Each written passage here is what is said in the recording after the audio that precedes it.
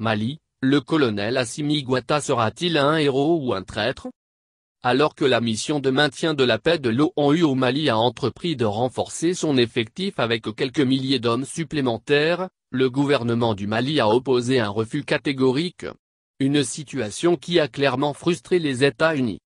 Dans une note du département d'État, les États-Unis ont clairement fait savoir leur frustration face au refus du gouvernement de transition du Mali d'un déploiement de soldats et policiers supplémentaires dans le cadre de la mission de paix de l'ONU.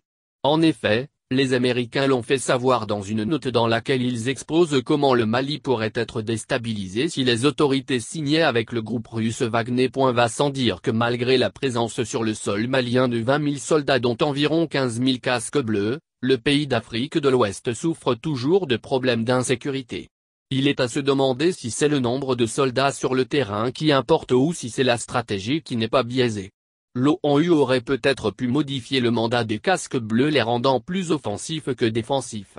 Ils perdraient moins d'éléments et leur occupation du terrain aurait un véritable impact visible.